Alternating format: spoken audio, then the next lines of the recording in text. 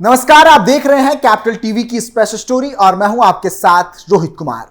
बिहार से आए दिन अजीबो गरीब खबरें सामने आती रहती हैं, लेकिन आज की स्पेशल स्टोरी और भी खास होने वाली है। खास इस लिहाज से भी क्योंकि यह खबर पाकिस्तान से जुड़ा है। वर्ल्ड मैप की तरफ जब नजर घुमाते हैं तो एक ही पाकिस्तान नजर आता है, लेकिन यह सरासर झूठ है। दरअसल इस मैप पर एक और पाकिस्तान है जो भारत में अभी भी मौजूद है, लेकिन हैरानी वाली बात यह है कि इस पाकिस्तान में एक भी मुसलमान नहीं रहता। ऐसे में मुसलमानों के बिना पाकिस्तान की कल्पना करना बड़ा ही अजीब लगता है। तो इसी खबर पर आज विस्तार से चर्चा करते हैं कैपिटल टीवी की स्पेशल स्टोरी में, जिसने सबको चौंकाने का काम किया है।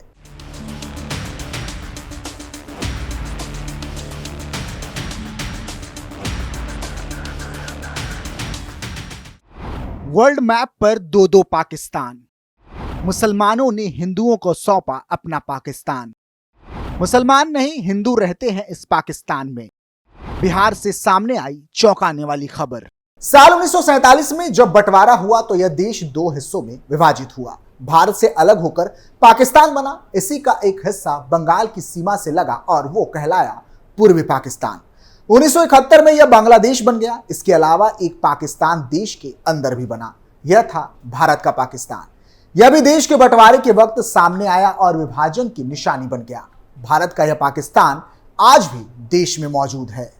हैरान करने वाली बात यह है कि भारत के इस पाकिस्तान में ना तो कोई मस्जिद है और ना ही कोई मुस्लिम। यह पाकिस्तान है बिहार के पूर्णिया जिले में। ऐसा नहीं है कि इस पाकिस्तान को सिर्फ नाम से ऐसा पुकारा जाता हो, यह सरकारी दस्तावेजों में भी इसी नाम से दर्ज है। कभी भारत के इस पाकिस्तान में बड़ी संख्या में मुस्लिम भी रहा करते थे, लेकिन बंटवारे के बाद वह सभी यहां से पलायन कर गए। पाकिस्तान में नहीं बचा कोई मुसलमान। भारत का यह पाकिस्तान एक गांव है। पूर्णिया से करीब 30 किलोमीटर दूर श्रीनगर ब्लॉक के इस गांव में सभी ग्रामीण हिंदू हैं और संथाल जनजाति से ताल्लुक रखते हैं। 1947 में विभाजन के बाद से गांव में कोई मुसलमान निवास नहीं करता। गांव में देश की आजादी का जश्न 3 दिन तक चलता है। गुर्बत में जीने वाले यहाँ के ग्रामीण चंदा इकट्ठा कर गांव में राष्ट्रीय ध्वज फहराते हैं। इस गांव का नाम पाकिस्तान रखे जाने की वजह विभाजन और पलायन है। मुसलमान कर गए थे पलायन। दरअसल 1956 के राज्य पुनर्गठन अधिनियम के पारित होने से पहले पूर्णिया जिला पूर्वी पाकिस्तान यानी कि बांग्लादेश की सीमा पर था। जब 1947 में देश का बंटवारा हुआ तो यहाँ के गांवों में रहने वाले मुसलमानों ने पूर्वी पाकिस्तान जाना पसंद किया। इस बीच पूर्वी पाकिस्तान जाने वाले मुसलमानों ने स्वेच्छा से अपनी संपत्ति यहाँ के हिंदुओं को सौंप दी। उन्होंने मुस्लिमों के सम्मान में गांव का नाम पाकिस्तान रख दिया। इसके बाद यह सरकारी दस्तावेजों में भी पाकिस्तान के नाम से दर्ज हो गया। मालूम हो कि वर्तमान में पाकिस्तान गांव में एक भी मुस्लिम नहीं रहता। करीब 1500 की आबादी वाले इस गांव में सिर्फ आदिवासी समाज के लोग रहते हैं जो हिंदू देवी देवताओं की पूजा करते हैं।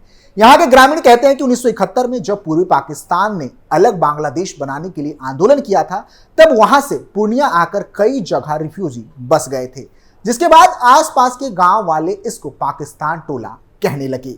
बांग्लादेश आजाद होने के बाद लोग वापस अपने वतन लौट गए। शरणार्थियों के जाने के बाद भी लोग इस गांव को पाकिस्तान टोला ही कहकर पुकारते रहे।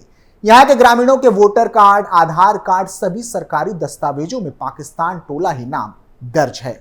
पाकिस्तान में ना सड़क ना बिजली। पाकिस्तान टोला गांव तक जाने के लिए ना सड़क है और ना ही कोई बिजली व्यवस्था। गांव के अधिकांश बच्चों ने अभी तक स्कूल का मुंह भी नहीं देखा। स्कूल भी गांव से करीब 2 किलोमीटर दूर है। वहीं जब कोई ग्रामीण बीमार होता है तो उसे इलाज के लिए 13 किलोमीटर श्रीनगर स्वास्थ्य केंद्र जाना पड़ता है। गांव के लोग आजादी के 78 साल बाद भी मिट्टी के घरों में रहने को मजबूर हैं। नदी तालाबों से मछली मारकर खाना इनकी नियति है। गांव के नवीन कुमार टुड्डू बताते हैं कि वह दूसरों के खेतों में काम करते हैं। उसके एवज में उन्हें 50 रुपए की दिन भर की मजदूरी मिलती है। चंदा इकट्ठा कर मनाते हैं आजादी का जश्न। गरीब की जिंदगी जीने पर विवश पाकिस्तान टोला गांव के लोगों में देश प्रेम कूट कूट कर भरा है। गांव वाले 15 अगस्त को चंदा इकट्ठा करके बहुत बड़ा आयोजन करते हैं। 3 दिनों तक चलने वाले इस आयोजन का समापन 15 अगस्त को होता है। इसमें फुटबॉल मैच से लेकर सांस्कृतिक कार्यक्रम आयोजित किए जाते हैं।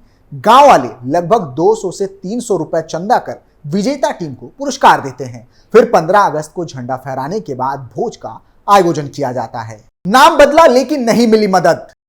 ग्रामीण नवीन कुमार टुड्डू बताते हैं कि अपने गांव का नाम पाकिस्तान सुनकर उन्हें शर्मिंदगी उठानी पड़ती है। लोगों ने विचार करके इस गांव का नाम विरसा नगर रख दिया, मगर उन्हें सरकारी योजना का लाभ नहीं मिल पाता क्योंकि उनके राशन कार्ड, वोटर कार्ड, आधार कार्ड पर पाकिस्तान टोला लिखा हुआ है।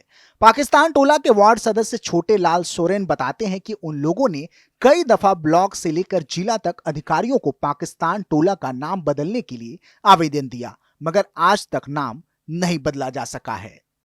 बता दें कि बिहार का ये इकलौता ऐसा गांव नहीं है जो अपने नाम की वजह से खबरों में आया है। ऐसे कई अनगिनत गांव बिहार में मौजूद हैं जिसका नामकरण गांव की अपनी परंपरा, संस्कृति, मान्यता और खूबी के आधार पर रखा गया हो। आज हम बिहार के एक और ऐसे ही गांव के बारे में बताएंगे जिसके नामकरण की खूबी सुनने के बाद आप खुद भी चौंक जाएंगे। ये कोई साधारण गांव नहीं। गांव के इतिहास की बात करें तो इस गांव के परिधि में रोशनाहा दी का कई अवशेष, पालकालीन और हिंदू धर्म से जुड़ी मूर्तियां मिली हैं। ग्रामीणों का दावा है कि यह गांव धार्मिक प्रवृत्ति का गांव रहा है। यहां पर रामायण का प्रचलन बहुत ज्यादा रहा। जिस गांव में रामायण का प्रचलन हो और उस गांव में किसी को रामायण पढ़ना ना आए, यह सुनकर जरूर आश्चर्य होगा। गांव वाले रामायण लेकर तो बैठ गए लेकिन रात भर में पढ़ नहीं पाए। फिर इसके बाद गांव का सरनेम पोथी दे दिया गया। आज भी गांव के लोगों का मजाक कोरजाना पोथी बोलकर उड़ाया जाता है। कैसे जुड़ गया पोथी सरनेम? बिहार के राष्ट्र कवि रामधारी सिंह दिनकर के गृह जिला बेगूसराय मुख्यालय से 30 किलोमीटर दूर चिरिया बरियारपुर विधानसभा अंतर्गत विक्रमपुर पंचायत के कोरजाना गांव में 3 वार्ड हैं। वर्तमान समय में गांव की आबादी 5000 के आसपास है। इसी गांव के पड़ोसी गांव बसही के रहने वाले राम विनय महतो ने मीडिया को बताया कि कोरजाना गांव के लोगों को कोरजाना पोथी बोलकर मजाक उड़ाया जाता है। रामायण ना पढ़ने की वजह से यह नाम दिया गया है। रणधीर कुमार ने बताया कि गांव वालों ने रात भर में जब रामायण नहीं पढ़ा तो अगले दिन से ही गांव के नाम में पोथी बोलकर मजाक उड़ाना शुरू कर दिया गया। तुम पढ़ो में हो गई सुबह। गांव के मुखिया रमेश सिंह ने बताया कि यह 100 साल पुरानी कहानी हो सकती है। अष्टयाम में रामायण पढ़ने के लिए गांव के कई लोग जुटे। सभी लोगों ने रामायण अपने हाथों में लिया, फिर अपने ग्रामीणों से कहते रहे कि तुम पढ़ो, और इसी में सुबह हो गई। गांव का कोई भी व्यक्ति रामायण नहीं पढ़ पाया। अगले दिन जब पड़ोसी गांव के लोगों को पता चला तो गांव को कोरजाना पोथी कहना शुरू कर दिया। आज इसी नाम से यह गांव बिहार में प्रचलित है। इतना ही नहीं, बिहार में एक ऐसा भी गांव है जिसका नाम नचनिया था, जिसका नाम बदलकर काशीपुर किया गया है। इस गांव के युवाओं का कहना था कि कई बार उन्हें सभा में शर्मिंदगी सी महसूस होती है। महिलाओं को भी बेइज्जती का एहसास होता है। नाम बदलने के लिए ग्राम सभा में प्रस्ताव पारित कर उसे धार्मिक, ऐतिहासिक या संत महात्माओं के नाम पर रखने के लिए आग्रह किया गया था। सरकारी अधिकारियों के अनुसार गृह मंत्रालय को राज्यों और केंद्र शासित प्रदेशों से पिछले कई सालों में कई आवेदन मिले। एक वरिष्ठ मंत्री के मुताबिक नाम बदलने का प्रपोजल पहले स्थानीय प्रशासन द्वारा राज्य को भेजा जाता है। इसके बाद राज्य सरकार बुनियादी तौर पर जांच करके यह देखती है कि यह प्रपोजल लोगों की भावनाओं से तो जुड़ा नहीं है।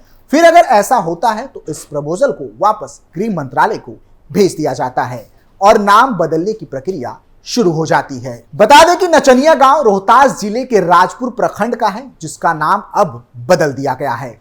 फिलहाल के लिए इतना ही। आप देखते रहिए कैपिटल टीवी। नमस्कार।